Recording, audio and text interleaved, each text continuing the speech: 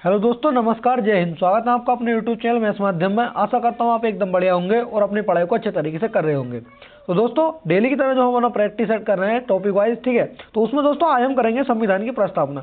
यानी संविधान की प्रस्तावना से पिछले वर्षों में जितने भी क्वेश्चंस पूछे गए उन्हीं सभी क्वेश्चंस को हमने दोस्तों इसमें कवर किया है। और दोस्तों इनको इसमें जो हमने क्वेश्चंस कवर किए वो हमने कवर किए जैसे बीपीएससी हो गया, यूपीपीएससी हो गया, ठीक है, आरआरबी हो गया, एसएससी हो गया, और हमारा कि जैसे कि यूपीपीएससी हो गया और बीपीएससी आरएएस हो गया, ठीक है। इन सभी क्वेश्चंस को दोस्तों इन परीक्षाओं में जितने भी क्वेश्चंस हमारे संविधान की प्रस्तावना से बने सभी क्वेश्चंस को दोस्तों इसमें कवर किया है। तो दोस्तों आपसे रिक्वेस्ट है क्लास में लास्ट तक बने रहना। क्वेश्चंस का कलेक्शन जो है दोस्तों बहुत बढ़िया है। और दोस्तों अभी तक आपने चैनल को सब्सक्राइब नहीं किया है दोस्तों चैनल को सब्सक्राइब कर लेना, ठीक है। और आपने दोस्तों अगर हमारी जो थ्योरी वाली क्लासेस नहीं देखी है दोस्तों उन क्लासों को भी देख लेना। उनका लिंक जो है डिस्क्रिप्शन में एक प्लेलिस्ट बना रखी है, ठीक है। तो बिना किसी देरी के हम करेंगे अपनी क्लास को स्टार्ट। तो दोस्तों इसमें जो है हमें पहला क्वेश्चन ये दे रखा है कि निम्नलिखित में से कौन सा शब्द भारत के संविधान की उद्देशिका में नहीं है, ठीक है।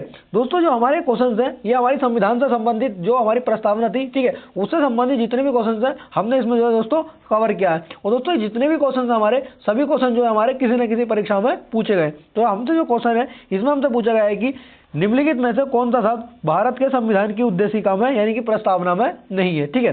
तो इसमें ऑप्शन दे रखे हैं हमें लोक कल्याण, समाजवादी, पंथ निरपेक्ष और प्रभुत्व संपन्न, ठीक है। तो दोस्तों जो हमारा आंसर हो जाएगा इसमें लोक कल्याण जो है हमारा इसका आंसर हो जाएगा, क्योंकि लोक कल्याण जो है हमारा ये हमारे संविधान की प्रस्तावना के अंदर यानी उद्देशिका के अंदर ये शब्द नहीं है। समाजवादी, पंथ निरपेक्ष और प्रभुत्व संपन्न ये हमारी प्रस्तावना के अंदर ये शब्द जो है पहले से ही थे, ठीक है। अब आगे देखेंगे दोस्तों आज की क्लास का अगला क्वेश्चन नंबर 2 दोस्तों हमें ये दे रखा है कि भारतीय संविधान की प्रस्तावना के सिलसिले में निम्नलिखित में से कौन क्रम जो है सही है।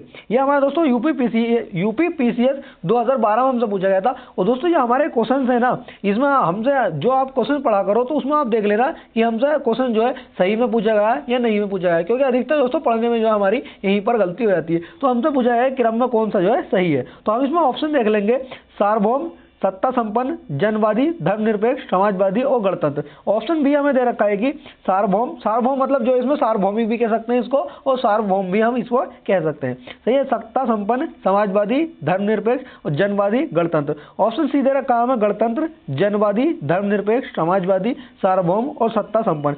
ऑप्शन डी दे रखा है दोस्तों इसमें हमें सार्वभौम, सत्ता संपन्न, समाजवादी, जनवादी और धर्मनिरपेक्ष। जो हमारा आंसर हो जाएगा हमसे सही में पूछा है तो हमारा आंसर जो हो जाएगा ऑप्शन नंबर बी हमारा जो दोस्तों इसका आंसर हो जाएगा, क्योंकि जो है ये सार्वभौम, सत्ता संपन्न, समाजवादी, धर्मनिरपेक्ष और जनवादी, गणतंत्र, ठीक है। आगे देखेंगे दोस्तों आज की क्लास का अगला क्वेश्चन नंबर 3 दोस्तों हमें इसमें ये देखा है कि 42वें संविधान संशोधन अधिनियम 1976 के द्वारा प्रस्तावना में किस शब्द को नहीं जोड़ा गया था। यानी दोस्तों जो हमारा 42वां संविधान संशोधन हुआ था उसमें जो है उस संशोधन के द्वारा जो 1976 में हुआ था उसमें जो है हमारी प्रस्तावना के अंदर जो है 3 शब्दों को उसमें जो है जोड़ा गया था। हम उसमें देखेंगे कौन से हमारे 3 शब्द जिन्हें जोड़ा गया था और जो एक शब्द था हमारा जो नहीं जोड़ा गया था वो कौन सा था। तो इसमें हमारे ऑप्शन ये दे रखे हैं धर्मनिरपेक्ष, समाजवादी, गुटनिरपेक्ष, एकता और अखंडता, ठीक है। तो हमारा आंसर जो हो जाएगा ऑप्शन नंबर सी हमारा जो आंसर हो जाएगा, यानी कि इस शब्द को नहीं जोड़ा गया था। और जो बाकी हमारे 3 शब्द थे ये हमारा समाज धर्मनिरपेक्ष हो जाएगा, ठीक है। धर्मनिरपेक्ष जो है हम पहले पंथ निरपेक्ष या धर्मनिरपेक्ष इन दोनों कह सकते हैं, ठीक है। इसमें हमारा समाजवादी जोड़ा गया था और एकता और अखंडता भी शब्द जो है 42वें संविधान संशोधन 1976 के द्वारा इन 3 शब्दों को इसमें जोड़ा गया था, ठीक है।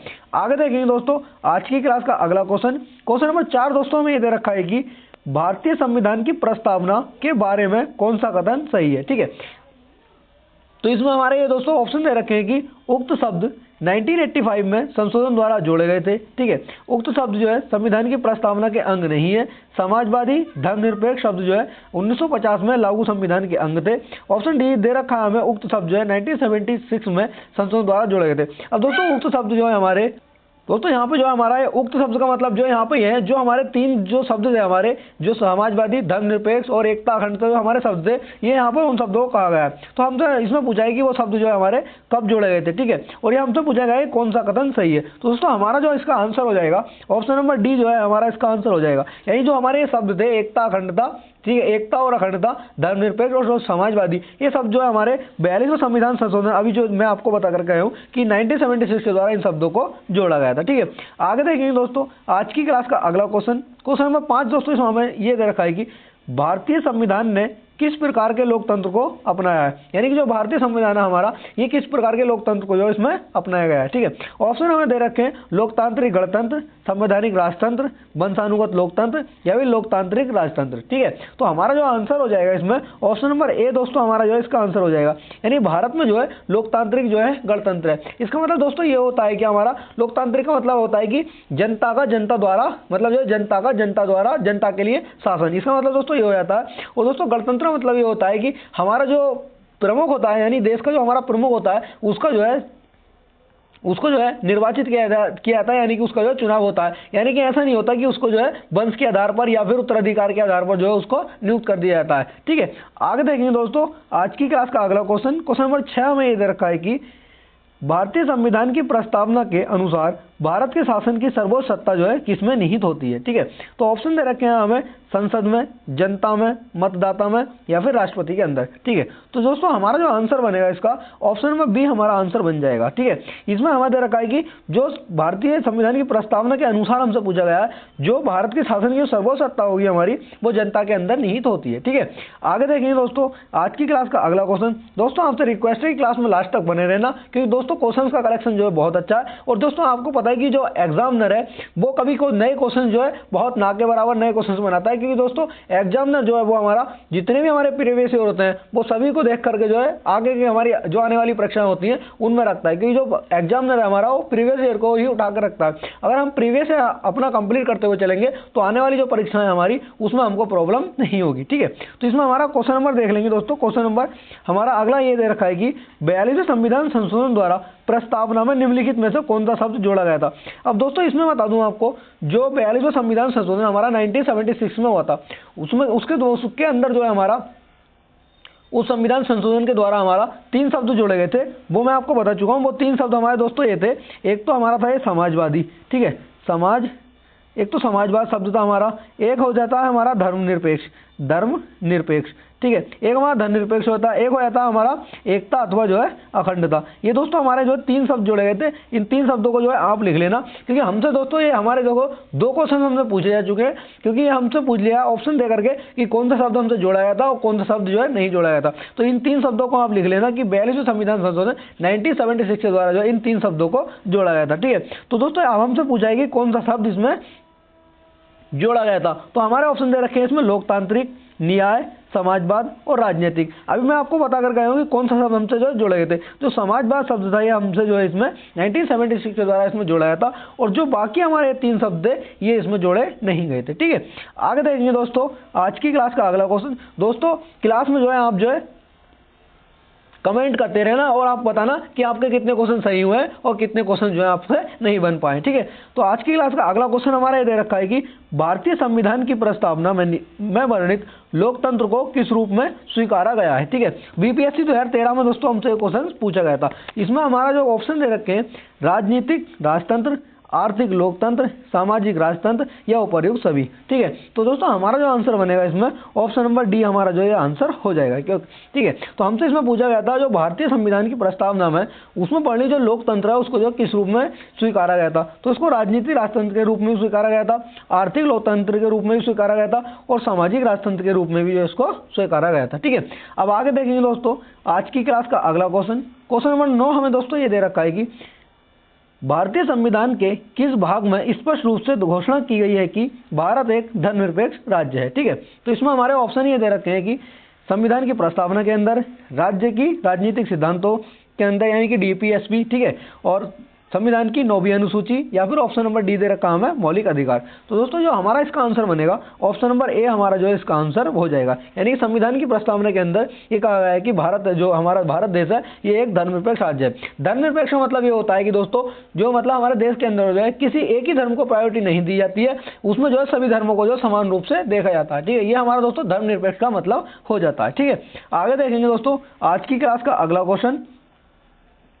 दोस्तों अगर आपको स्पीड ज़्यादा लग रही हो तो दोस्तों कमेंट करके बता देना कि स्पीड जो है ज़्यादा है, तो हम जो उसको थोड़ा मेंटेन करते हुए चलेंगे। ठीक है, ऑप्शन हमें क्वेश्चन नंबर 10 ये दे रखा है कि संविधान की प्रस्तावना में प्रयुक्त शब्द सेक्युलर का अर्थ है, यानी कि जो संविधान के अंदर जो प्रयुक्त शब्द है हमारा सेक्युलर, उसका अर्थ इसके अंदर क्या है। तो ऑप्शन हमें दे रखे हैं कि सभी धर्मों की अस्वीकृति, सभी नागरिकों को धर्म एवं उपासना की स्वतंत्रता, एक केस बर्बाद। ऑप्शन डी दे रखा हमें बहुदेववाद। ठीक है, तो इसमें दोस्तों जो हमारा आंसर बनेगा ऑप्शन नंबर बी हमारा जो इसके अंदर आंसर हो जाएगा, यानी कि सभी धर्मों को मतलब जो सभी धर्म के नागरिकों को धर्म एवं उपासना की जो स्वतंत्रता मिली है। ठीक है, आगे देखेंगे दोस्तों आज की क्लास का अगला क्वेश्चन नंबर हमें 11 दे रखा है कि संविधान की प्रस्तावना में निहित। ठीक है, ऑप्शन हमें अगला क्वेश्चन ये दे रखा है कि भारतीय संविधान की प्रस्तावना में निहित लिखित, ठीक है, हम भारत के लोग, we are the people of India से क्या अर्थ निकलता है। नहीं दोस्तों, हमने जो हमारी प्रस्तावना उसमें हम देखते हैं उसमें सबसे पहले लिखा हुआ होता है कि हम भारत के लोग, ठीक है, यानी कि we the people of India. ठीक है, तो इसका अर्थ हमारा जो इससे अर्थ पूछ जाएगी इसका अर्थ क्या होता है। तो ऑप्शन हमें दे रखे हैं दोस्तों इसके अंदर, इसमें हमें पहला ऑप्शन ये दे रखा है कि भारत का संविधान भारत की जनता की सहमति पर आधारित है। ऑप्शन बी है हमारा भारतीय गणराज्य की प्रभुसत्ता जनता में निहित है। ऑप्शन सी दे रखा है संविधान का निर्माण भारत की जनता द्वारा हुआ है। ठीक है, ऑप्शन डी है हमारा संविधान निर्माता भारत की जनता का प्रतिनिधित्व करते हैं। तो हमारा जो आंसर बनेगा इसका दोस्तों, हमारा आंसर बनेगा ऑप्शन नंबर सी, यानी कि संविधान का निर्माण भारत की जनता द्वारा हुआ है। ठीक है, आगे देखेंगे दोस्तों आज की क्लास का अगला क्वेश्चन नंबर हमें 12 ये दे रखा है कि समाजवाद का अर्थ क्या है, यानी कि हमसे पूछा कि समाजवाद जो शब्द है इसका अर्थ यहाँ पर क्या है। तो ऑप्शन हमें दे रखे हैं कि सामाजिक स्पर्धा, सामाजिक नियंत्रण, राष्ट्रीयकरण या फिर सामाजिक न्याय। ठीक है, तो हमारा जो आंसर बनेगा दोस्तों ऑप्शन नंबर डी हमारा जो इसका आंसर हो जाएगा, यानी समाजवाद का अर्थ होता है कि सामाजिक न्याय। ठीक है, आगे देखेंगे दोस्तों आज की क्लास का अगला क्वेश्चन। दोस्तों इसमें जो है हम अपना इस तरीके से कार्य कर रहे हैं कि हमारी जो थ्योरी है, हम जो थ्योरी करेंगे तो उसमें जो है हम ये देख लेंगे कि जो हमारे क्वेश्चन है प्रीवियस ईयर में वो किस लेवल तक से हमसे जो क्वेश्चन पूछे जा रहे हैं। ठीक है, तो इसी के आधार पर हम जो थ्योरी को अपनी कवर करते हुए चलेंगे। बाकी दोस्तों जो इनका थोड़ा थोड़ा था हमारा, तो इनके बारे में दोस्तों हमने पॉलिटी क्लासेस की थी, अपनी जो 34 क्लासेस हैं उनमें इसमें हमने जो उसको कर लिया था। और आपने वो क्लासेस नहीं देखी थ्योरी वाली दोस्तों, उन क्लास को देख लेना। ठीक है, उनका जो लिंक है प्ले लिस्ट का वो डिस्क्रिप्शन में हमने दे रखा है। ठीक है, तो इसमें हम देखेंगे कि जो अगला क्वेश्चन हमारा क्या दे रखा है कि भारतीय संविधान में संवर्ती सूची किसके संविधान से ली गई है, यानी किस देश के संविधान से जो हमारी संवर्ती सूची है किस देश के संविधान से जो हमने अडॉप्ट की है। ठीक है, तो इसमें ऑप्शन दे रखे हैं हमें ऑस्ट्रेलिया, यूएसए, कनाडा या फिर जर्मनी। ठीक है, तो हमारा जो आंसर हो जाएगा इसका जो संवर्ती सूची है ये हमने ऑस्ट्रेलिया के संविधान से इसमें ली है। ठीक है, और हमने जो है ये यूएसए के संविधान से हमने जो है दोस्तों मौलिक अधिकार हमने यूएसए से लिए हैं। कनाडा से जो है हमने जो लिया था दोस्तों वो संघीय सरकार और अवशिष्ट शक्तियां जो है हमने कनाडा के संविधान से लिए हैं। और जर्मनी के संविधान से हमने जो है दोस्तों जो जर्मनी का हमारा बाइमर संविधान है जिसको हम बीमर संविधान भी कहते हैं, वहां से हमने जो आपातकाल उपबंध लिए हैं। ठीक है, अब आगे देखेंगे दोस्तों आज की क्लास का अगला क्वेश्चन नंबर 14 हमें दे रखा है।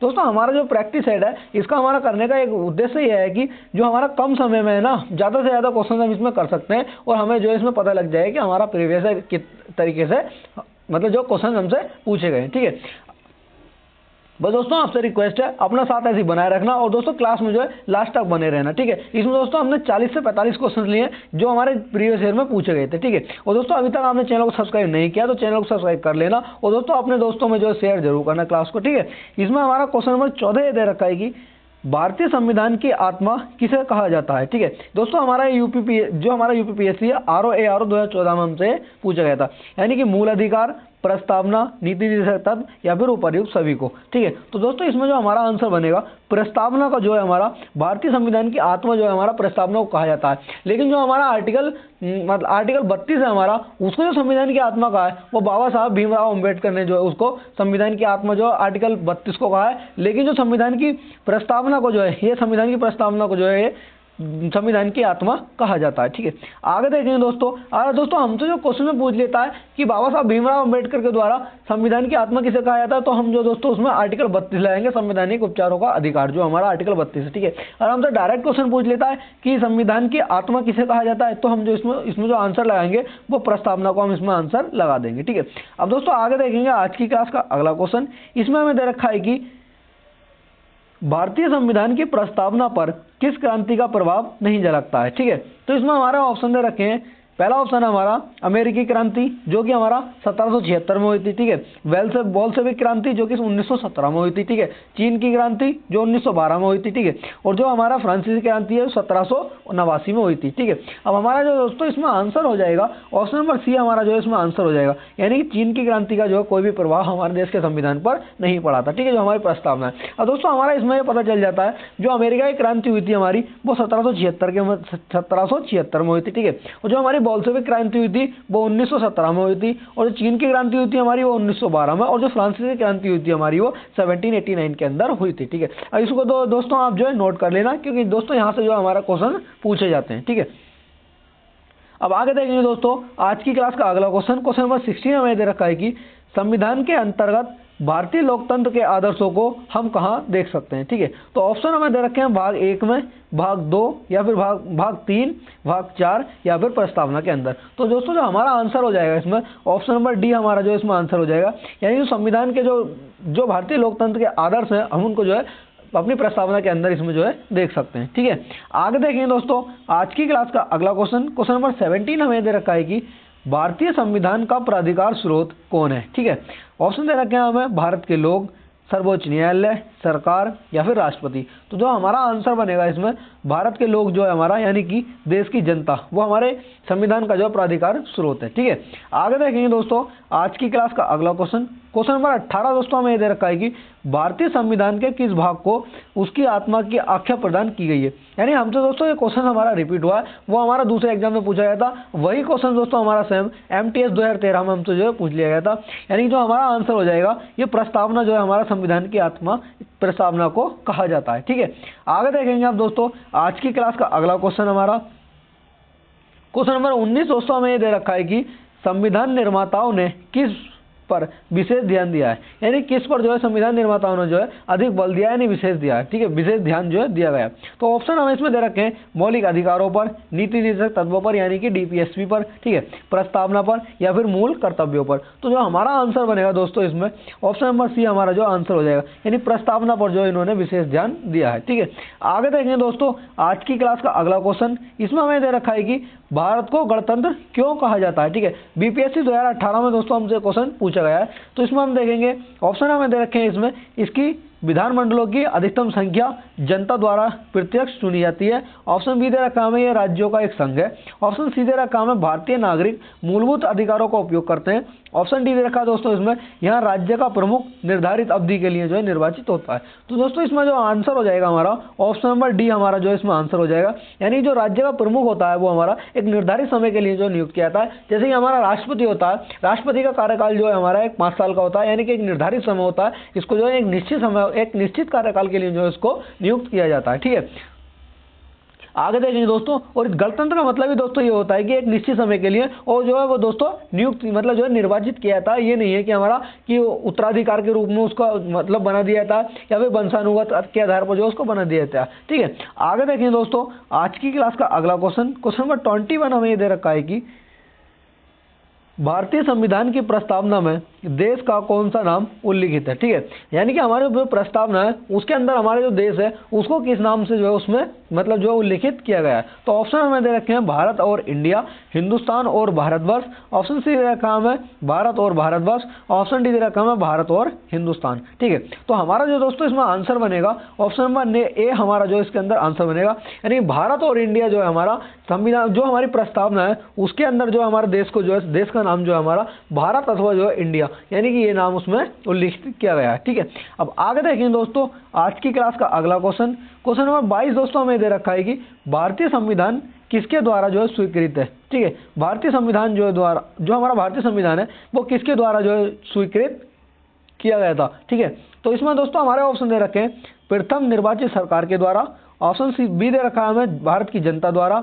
ऑप्शन सी दे रखा है हमें संविधान सभा द्वारा या फिर भारत की संसद द्वारा। तो दोस्तों जो हमारा आंसर बनेगा इसमें ऑप्शन नंबर बी हमारा जो है ये आंसर हो जाएगा। जो भारतीय संविधान है हमारा ये भारत की जनता के द्वारा जो है इसको स्वीकृत किया गया है, ठीक है। आगे देखेंगे दोस्तों आज की क्लास का अगला क्वेश्चन नंबर 23 हमें दे रखा है कि भारत की संप्रभुता किसमें निहित है। ठीक है, CHSL दोस्तों हमारा 2017 में हमसे क्वेश्चन पूछा गया था, तो उसमें हमें ऑप्शन दे रखे हैं कि भारत के राष्ट्रपति में, ठीक है, प्रधानमंत्री में, भारत की जनता में, या फिर भारत की संसद में। ठीक है, तो दोस्तों जो हमारा आंसर बनेगा, जो संप्रभुता है हमारी वो भारत की जनता के अंदर जो है निहित है। लेकिन जैसा कि हमसे कहा था, जो हमारा लोकतंत्र है, ठीक है, जो उसमें कहा गया था कि जनता का जनता द्वारा जनता के लिए शासन। ठीक है, ये बात उसमें हमारी कही गई थी। ठीक है, अब आगे देखें दोस्तों आज की क्लास का अगला क्वेश्चन नंबर 24 हमें ये दे रखा है कि भारतीय संविधान कब अंगीकार जो है किया गया था। यानी कि अंगीकार मतलब जो है स्वीकार किया गया था। दोस्तों ये हमारा कल वाली क्लास में मैंने आपको क्वेश्चन ये बता चुका हूँ। ठीक है, तो इसमें जो ऑप्शन दे रखे हैं हमें 31 दिसंबर 1949, ऑप्शन बी दे रखा हमें 26 जनवरी 1950, 26 जनवरी 1949, या फिर 26 नवंबर 1949। ठीक है, तो दोस्तों इसमें जो हमारा आंसर बनेगा ऑप्शन नंबर डी हमारा जो इसमें आंसर हो जाएगा।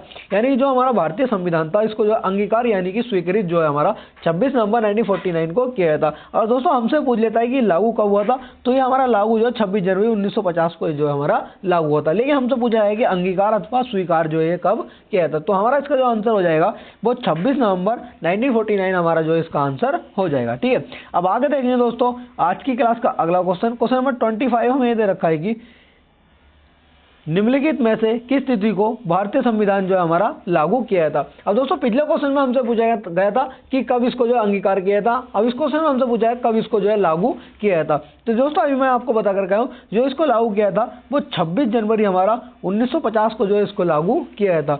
अगर हमसे अंगीकार पूछ लेता है, स्वीकृत पूछ लेता, तो अभी हम पीछे करके आए तो 26 नवंबर 1949 इसमें आंसर हो जाता हमारा। ठीक है, अब दोस्तों आगे देखेंगे आज की क्लास का अगला क्वेश्चन नंबर दोस्तों 26 हमें ये दे रखा है कि किस वर्ष भारत एक प्रभुत्व संपन्न प्रजातांत्रिक गणराज्य बना था। तो इसमें दोस्तों हम ऑप्शन देख लेते हैं। ऑप्शन दे रखे हैं हमें 1935 में, या फिर 1950, 1947, या फिर 1951। तो दोस्तों जो हमारा आंसर बनेगा इसमें 1950 में जो हमारा जो है ये भारत जो एक प्रजातांत्रिक राज्य बना था। क्योंकि दोस्तों 1950 में ही हमारा जो संविधान को जो है हमारा जो है लागू कर दिया गया था। इसलिए दोस्तों लागू करने के बाद में जो हमारा देश था वो प्रभुत्व संपन्न प्रजातांत्रिक अथवा जो गणराज्य वो बन गया था। ठीक है, अब आगे देखें दोस्तों आज की क्लास का अगला क्वेश्चन नंबर 27 दोस्तों हमें दे रखा है कि निम्नलिखित में से वे दो शब्द कौन से हैं जिनका समावेशन 42वें संविधान संशोधन द्वारा संविधान की उद्देशिका में किया था। जैसा कि दोस्तों मैं अभी आपको बताकर कहा था, वो हमारे 3 शब्द थे जो 42वें संविधान संशोधन 1976 के द्वारा जो है हमारा देश के जो हमारा संविधान था उसके अंदर जोड़े गए थे। वो हमारा पंथनिरपेक्ष, समाजवादी, एकता और अखंडता, ये 3 शब्द इनको जो है उसमें जोड़ा गया था। अब दोस्तों वही हमसे पूछ लिया है उसमें दे करके। ठीक है, अब दोस्तों इसी तरीके का ये हमारा तीसरा क्वेश्चन है, यानी एक क्वेश्चन से हमारे जो इसमें 3 क्वेश्चन बनाए गए। तो ऑप्शन इसमें हम देख लेंगे। ऑप्शन हमें देखें धर्मनिरपेक्ष लोकतांत्रिक, ऑप्शन बी दे रखा हमें प्रभुत्व संपन्न लोकतांत्रिक, ऑप्शन सी है हमारा समाजवादी धर्मनिरपेक्ष, ऑप्शन डी है हमारा जो है धर्मनिरपेक्ष और गणतंत्र। हमसे पूछा है कि कौन सा जो शब्द है हमारे दोनों कब, मतलब जो कौन से शब्द हैं जिनको जोड़ा गया था। जो हमारे शब्द थे दोस्तों वो शब्द थे हमारे, ठीक है, वो शब्द थे हमारे समाजवादी और धर्मनिरपेक्ष, और एक हमारा अखंडता जो इन शब्दों को जो इसमें जो है जोड़ा गया था। ठीक है, अब आगे देखेंगे दोस्तों आज की क्लास का अगला क्वेश्चन नंबर दोस्तों 28 हमें ये दे रखा है कि संविधान सभा में प्रस्तुत उद्देश्य प्रस्ताव में अभिव्यक्ति, ठीक है, अभिव्यक्ति विचार को, ठीक है, भारतीय संविधान के किस भाग में पूर्णतः शामिल किया गया है। ठीक है, तो हमें इसमें ऑप्शन देख लेंगे। हम ऑप्शन क्या दे रखे हैं, मौलिक अधिकार, राज्य के नीति निर्देशक तत्व यानी कि DPSP। ठीक है, ऑप्शन सी दे रखा हमें मूल कर्तव्य, ऑप्शन डी दे रखा हमें प्रस्तावना। ठीक है, तो दोस्तों हमारा जो आंसर बनेगा ऑप्शन नंबर डी जो है हमारा इसका आंसर हो जाएगा। यानी कि जो हमारा भारतीय जो संविधान सभा में जो प्रस्तुत जो उद्देश्य प्रस्ताव था, ठीक है, उसमें अभिव्यक्ति के जो विचार थे उनको जो है ये संविधान की प्रस्तावना के अंदर जो है रखा गया था। अब आगे देखेंगे दोस्तों आज की क्लास का अगला क्वेश्चन नंबर 29 में दे रखा हमें भारतीय संविधान की प्रस्तावना से क्या स्पष्ट नहीं होता है, यानी क्या अर्थ जो है इससे हमारा संविधान की प्रस्तावना से नहीं निकलता है। ठीक है, तो ऑप्शन हमें दोस्तों इसमें दे रखे हैं संविधान सभा को लागू करने की तिथि, ऑप्शन बी दे रखा हमें संविधान को अंगीकृत, अधिनियमित और आत्मसमर्पित करने की तिथि, ऑप्शन सी दे रखा हमें संविधान का स्रोत, ऑप्शन डी है दोस्तों हमारा शासन के ध्येयों का जो है विवरण। तो हमसे पूछा है जो है कौन सा स्पष्ट नहीं होता है, मतलब जो कौन सा अर्थ जो उसका नहीं निकलता। तो ऑप्शन नंबर ए हमारा जो दोस्तों इसका आंसर हो जाएगा। यानी कि जो हमारा जो संविधान को लागू करने की तिथि जो है हमारा, ये हमारी प्रस्तावना से जो इसका अर्थ जो स्पष्ट नहीं होता है। ठीक है, आगे देखेंगे दोस्तों आज की क्लास का अगला क्वेश्चन, क्वेश्चन नंबर 30 दोस्तों हमें दे रखा है कि निम्नलिखित में से किन उद्देश्यों को भारतीय संविधान उद्घोषित नहीं करता है। यानी जो हमारा भारतीय संविधान है कि मतलब किनको जो है स्पष्ट नहीं करता है। तो ऑप्शन हमें इसमें दे रखे हैं, तो इसमें हम ऑप्शन देख लेंगे। ऑप्शन दे रखा है हमें प्रतिष्ठा और अवसर की समता, ठीक है। ऑप्शन बी दे रखा है हमें अंतर्राष्ट्रीय शांति और सुरक्षा की अभिवृद्धि, ठीक है। ऑप्शन सी दे रखा है हमें सामाजिक, आर्थिक और राजनीतिक न्याय। ऑप्शन डी दे रखा है हमें विचार, अभिव्यक्ति, विश्वास, धर्म और उपासना की स्वतंत्रता, ठीक है। तो दोस्तों इसमें जो हमारा आंसर हो जाएगा ऑप्शन नंबर बी जो है दोस्तों हमारा इसका जो है आंसर हो जाएगा, यानी अंतर्राष्ट्रीय शांति और सुरक्षा की अभिवृद्धि। ये हमारे जो देश की जो उद्देश्यों को जो हमारे प्रस्तावना इनको जो उद्घोषित नहीं करता, ठीक है। ये हमारा जो अंतर्राष्ट्रीय शांति और सुरक्षा जो है अभिवृद्धि, ठीक है, ये हमारा आर्टिकल जो दोस्तों 51 के अंतर्गत हो जाता है, ठीक है। अब आगे देखेंगे दोस्तों आज की क्लास का अगला क्वेश्चन, क्वेश्चन नंबर 31 दोस्तों हमें दे रखा है कि भारत के संविधान की प्रस्तावना में प्रथम बार संशोधन जो है कब किया था। यानी जो दोस्तों हमारी प्रस्तावना है उसमें पहली बार जो संशोधन है हमारा वो कब किया गया था। तो हमारा इसमें ऑप्शन देख लेंगे 1951 में, ठीक है, 1971 में, 1976 में या फिर 1984 में। तो दोस्तों जो हमारा आंसर हो जाएगा इसमें ऑप्शन नंबर सी हमारा जो आंसर हो जाएगा। यानी जो प्रस्तावना में पहली बार जो संशोधन हुआ था हमारा वो दोस्तों 42वां संविधान संशोधन था जो हमारा प्रस्तावना के अंदर हुआ था। और दोस्तों जो हमारा इसमें 3 शब्द जोड़े गए थे जो अभी मैं आपको बता कर गया हूँ, यानी कि धर्मनिरपेक्ष, समाजवाद, एकता अथवा जो अखंडता, इन 3 शब्दों को दोस्तों 42वें संविधान संशोधन के द्वारा जोड़ा था। और दोस्तों मैं बता दूं आपको जो पहली बार हमारे संविधान के अंदर संशोधन हुआ था वो दोस्तों 1951 में हमारा जो पहली बार संशोधन हुआ था। लेकिन जो प्रस्तावना के अंदर हमसे पूछ लेता है जो पहली बार होता वो दोस्तों 42वां संविधान संशोधन था 1976 में, ठीक है। और जो हमारा अगर संविधान के अंदर संशोधन पूछेगा तो वो 1951 में हुआ था। इसके द्वारा जो दोस्तों 9वीं अनुसूची इसमें जो है जोड़ी गई थी, ठीक है। अब आगे देखेंगे दोस्तों आज की क्लास का अगला क्वेश्चन, क्वेश्चन नंबर 32 हमें दे रखा है कि संविधान की प्रस्तावना सभी भारतीय नागरिकों को निम्न में से कौन सा एक उपलब्ध कराने के लिए वायदा नहीं करती है, ठीक है। तो ऑप्शन हमें इसमें दे रखे हैं सामाजिक न्याय, राजनीतिक न्याय, विचार की स्वतंत्रता या फिर पूजा की समानता। तो दोस्तों जो हमारा आंसर हो जाएगा इसमें ऑप्शन नंबर बी डी जो है हमारा इसका आंसर हो जाएगा, यानी पूजा की समानता जो है हमारा जो है संविधान की प्रस्तावना के अंदर उल्लिखित नहीं है। दोस्तों हमारा जो हमारी प्रस्तावना है उसमें जो हमारा सामाजिक न्याय की बात कही गई, राजनीतिक न्याय की बात कही है, सब विचार की स्वतंत्रता की जो इसमें बात कही गई है, ठीक है। अब आगे देखेंगे दोस्तों आज की क्लास का अगला क्वेश्चन हमारा क्वेश्चन नंबर 33 हमें दोस्तों ये दे रखा है कि भारतीय संविधान की उद्देशिका में परिवर्तन की संशोधन अधिनियम में किए गए थे।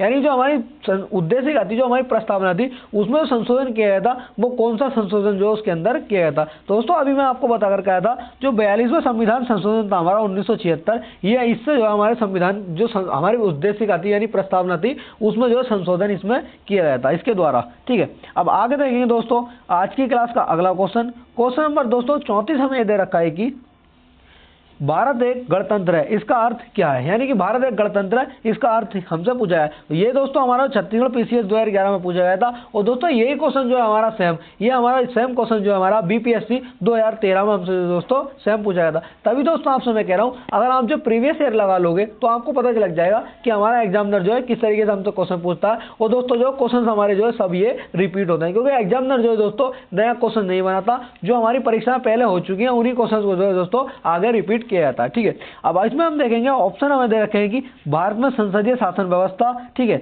ऑप्शन बी दे रखा है भारत में वंशानुगत शासन नहीं है। ऑप्शन सी दे रखा है भारत राज्यों का एक संघ है, ठीक है। ऑप्शन डी दे रखा है सभी मामलों में अंतिम अधिकार जो है जनता के पास होता है, ठीक है। तो हमारा जो आंसर बनेगा इसमें ऑप्शन नंबर बी जो है हमारा इसका आंसर हो जाएगा, यानी कि भारत में वंशानुगत जो है शासन नहीं है, यानी जो शासक है हमारा वो वंशानुगत नहीं है, ठीक है। वो जो है एक निर्वाचित होता है, ठीक है, एक निश्चित समय के लिए, ठीक है। अब आगे देखेंगे दोस्तों आज की क्लास का अगला क्वेश्चन, क्वेश्चन नंबर दोस्तों हमें 35 ये दे रखा है कि कल्याणकारी राज्य का जो उद्देश्य है यानी क्या है। दोस्तों ये क्वेश्चन जो हमारा आईएएस प्री 1997 में हमसे दोस्तों ये क्वेश्चन पूछा था, हमसे पूछा है कल्याणकारी राज्य इसका अर्थ जो है क्या है, ठीक है। तो इसमें हमारे ऑप्शन दे रखे हैं सभी नागरिकों को स्वास्थ्य सुविधाएं प्रदान करना। ऑप्शन बी है हमारा अधिकतम संख्या का जो अधिकतम संख्या का अधिकतम कल्याण जो सुनिश्चित करना। ऑप्शन सी दे रखा है कमजोर वर्गों के कल्याण का प्रबंध करना। ऑप्शन डी दे रखा है उपयुक्त में से कोई नहीं। ठीक है, तो दोस्तों जो हमारा आंसर बनेगा इसमें ऑप्शन नंबर सी हमारा जो इसमें आंसर हो जाएगा, यानी कमजोर वर्गों के कल्याण का जो है उपबंध करना, ये हमारा कल्याणकारी राज्य की जो हो जाएगा। और इसमें दोस्तों मैं बता दूं हमारा जो हमारा डीपीएसपी है, ठीक है, डीपीएसपी जो है हमारा वो कल्याणकारी राज्य की एक जो स्थापना करता है, यानी राज्य के नीति निर्देशक तत्व जो है हमारे। ठीक है, अब आगे देखेंगे दोस्तों आज की क्लास का अगला क्वेश्चन नंबर 36 हमें दे रखा है कि भारत को एक गणराज्य मुख्य रूप से माना जाता है क्योंकि। ठीक है, तो इसमें हमें ऑप्शन देखें, यानी कि भारत को गणराज्य जो है क्यों माना जाता है, तो इसमें हमारे ऑप्शन दे रखे हैं उसे 15 अगस्त 1947 को स्वतंत्रता मिली थी। ठीक है, ऑप्शन बी दे रखा है हमें उसका अपना लिखित संविधान है। ऑप्शन सी है हमारा उसकी सरकार जो है संसदीय प्रणाली के अनुसार है। ऑप्शन डी दे रखा है हमें राज्य अध्यक्ष का जो है हमारा जो है चुनाव होता है। तो इसमें हमारा जो आंसर बनेगा दोस्तों ऑप्शन नंबर डी हमारा जो है इसका आंसर हो जाएगा। यानी दोस्तों गणराज्य का मतलब जो होता है हमारा जो हमारा राज्य का अध्यक्ष होता है, ठीक है, जो हमारा प्रथम व्यक्ति होता है, ठीक है, जो हमारा शासक होता है उसका जो दोस्तों इसमें जो चुनाव होता है, यानी उसको जो बंधनुआ आधार पर नहीं होता है। गणराज्य का और जो गणतंत्र है हमारा दोस्तों उसका मतलब ये होता है जो हमारा प्रमुख जो राज्य अध्यक्ष होता है उसका जो चुनाव होना, यानी कि जो उसको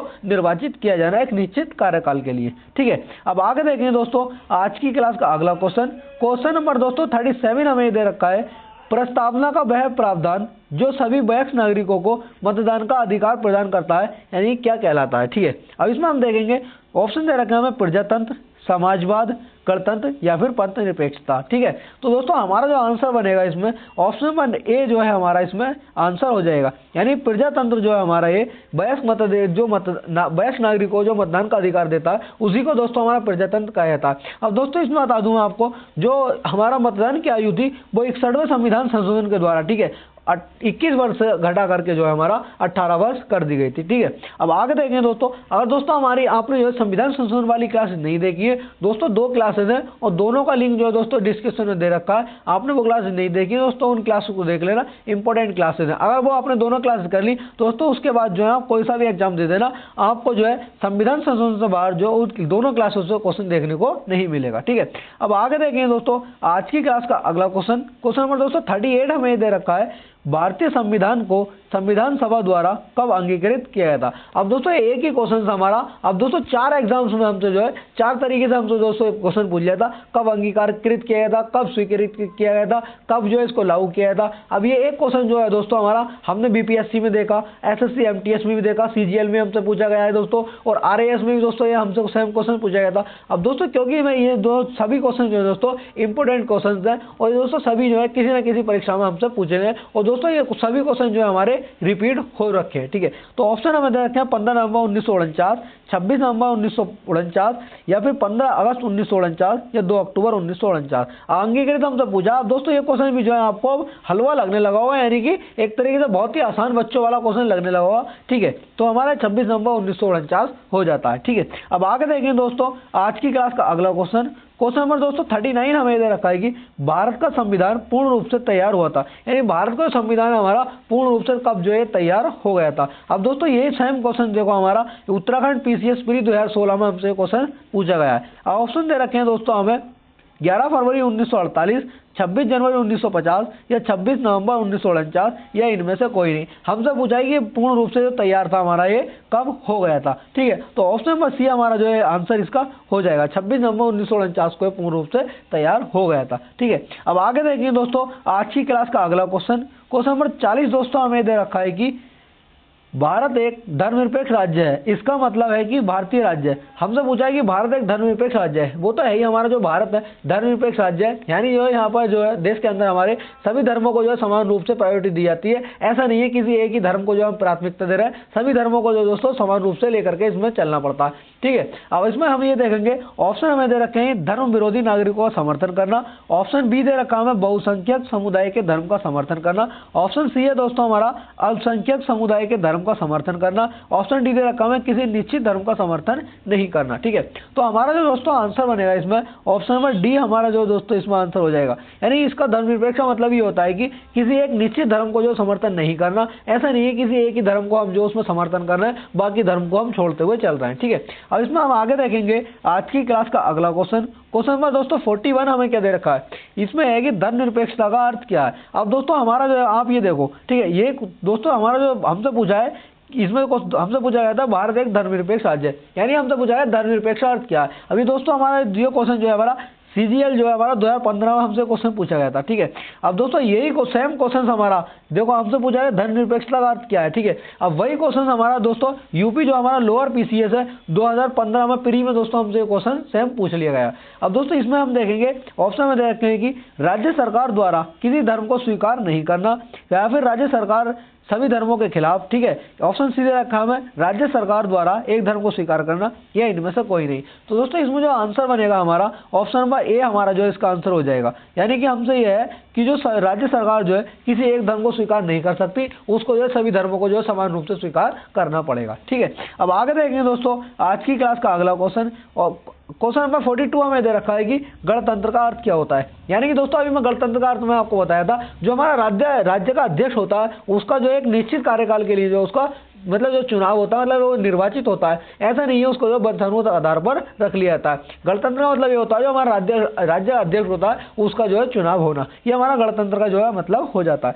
तो इसमें हम देखेंगे ऑप्शन में दे रखे हैं कि संसदीय पद्धति शासन वाला राज्य। ऑप्शन बी हमें दे रखा है कि राज्य जहां पर अध्यक्ष जो वंशानुगत रूप से ना हो। ऑप्शन सी दे रखा है हमें केवल एक लोकतांत्रिक राज्य। ऑप्शन डी दे रखा है हमें अध्यक्षीय पद्धति शासन वाला राज्य। तो हमारा जो आंसर हो जाएगा दोस्तों इसमें ऑप्शन नंबर बी हमारा जो इसका आंसर हो जाएगा, यानी कि राज्य जहां पर अध्यक्ष जो है वंशानुगत रूप से नहीं हो, यानी कि उसका जो है चुनाव यानी निर्वाचित वो होना चाहिए, ठीक है।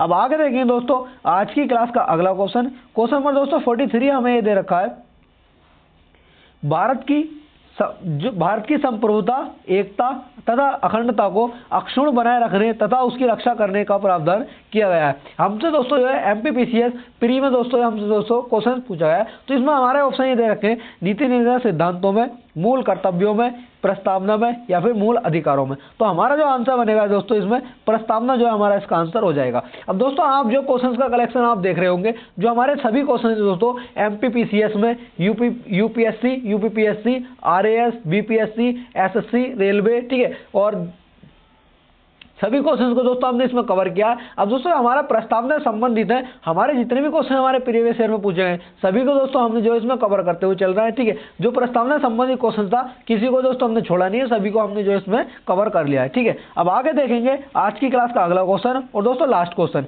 इसमें हमें दे रखा है कि भारतीय संविधान की प्रस्तावना में जिन आदर्शों एवं उद्देश्यों की रूपरेखा दी गई है उनकी आगे व्याख्या की गई है, ठीक है। अब दोस्तों हमारा RAS में दोस्तों क्वेश्चन पूछा गया था 2010 में। तो ऑप्शन हमें दोस्तों इसमें देखेंगे क्या ऑप्शन इसमें दे रखे हैं। ऑप्शन हमारा इसमें संविधान के पार्ट में कहीं नहीं। ऑप्शन बी है हमारा मूल अधिकारों के अध्याय में। ऑप्शन सी दे रखा है हमें राज्य के नीति निर्देश सिद्धांतों एवं मूल कर्तव्यों में। ऑप्शन डी दे रखा है हमें मूल अधिकार राज्य के नीति निर्देश सिद्धांतों एवं जो है मूल कर्तव्यों में, ठीक है। तो हमारा जो आंसर बनेगा दोस्तों इसमें ऑप्शन नंबर डी हमारा जो है इसका आंसर हो जाएगा, यानी कि मूल अधिकार राज्य के नीति निर्देश सिद्धांत और जो मूल कर्तव्यों में जो हमारा ये संविधान की प्रस्तावना की जो आदर्श वगैरह ये इसमें भी जो हमारे मूल अधिकारों में DPSP में जो मूल कर्तव्य है इसमें भी ये बात कही गई है, ठीक है। अब दोस्तों इसमें जो हमारे जो प्रस्तावना से संबंधित जितने भी क्वेश्चन थे हमारे सभी क्वेश्चन दोस्तों इसमें हमने कवर कर लिए हैं, ठीक है, प्रीवियस ईयर में। अब दोस्तों आपसे रिक्वेस्ट है कि अपना साथ ऐसे बनाए रखना, और दोस्तों क्लास को जो ज़्यादा से ज़्यादा शेयर करना, क्योंकि दोस्तों इसमें जो हमने थ्योरी तो कर लेंगे लेकिन जो हमारी दोस्तों इसमें रिवीजन है पहले हम इसमें ये देख करके चल रहा है कि हमारे किस तरीके से हमसे क्वेश्चन पूछे जा रहे हैं, ठीक है। अब दोस्तों इसमें आपसे रिक्वेस्ट है क्लास को यार शेयर करना, और दोस्तों अभी तक आपने चैनल को सब्सक्राइब नहीं किया है तो दोस्तों चैनल को सब्सक्राइब कर लेना, ठीक है। इसी के साथ दोस्तों मिलते हैं नेक्स्ट वीडियो में। जय हिंद, जय भारत।